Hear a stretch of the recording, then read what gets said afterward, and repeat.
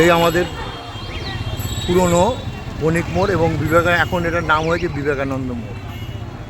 আমি এখন বিবেকানন্দ মোড়ের সামনেই দাঁড়িয়ে আছি। এটা অতি পপুলার জায়গা, মধ্য বিরাটির একদম প্রাণকেন্দ্র, এবং এটা আমরা ছোটোবেলা থেকে আমরা এই জায়গায় বসবাস করি এবং এই জায়গায় খেলাধুলা থেকে আরম্ভ করে এটা আমাদের ক্লাব রয়েছে। দেখুন ওইদিকে নবদিগন্ত।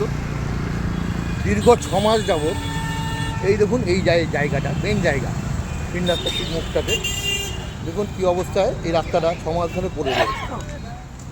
এবং পড়ে শুধু নেই, এখানে দেখুন আপনাদের এই পাথরগুলো, এই সাইজের পাথরগুলো যদি কোনো গাড়ি থেকে ছুটে আসে তাহলে কারোর মাথায় বা পায়ে ঠিক মতন লাগলে, মাথায় লাগলে মরেও যেতে পারে, পায়ে ফায়ে লাগলে পরে পায়ে ফ্র্যাকচারও হয়ে যেতে পারে। দেখুন পাথরগুলো কিরমভাবে পড়ে আছে বিক্ষিপ্তভাবে। পৌরসভা সবই দেখছে কিন্তু কোনো ভ্রুক্ষেপ নেই।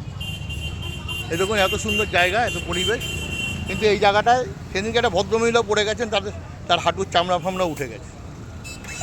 আপনারাই ভাবুন এবং আপনারা ভালো কমেন্টস করবেন যেন প্রশাসনের এবং এখানকার মিউনিসিপ্যালিটির নজরে আসে, এই রাস্তাটাকে আবার সুন্দরভাবে তৈরি করে দেয় মানুষের চলাচলের জন্য।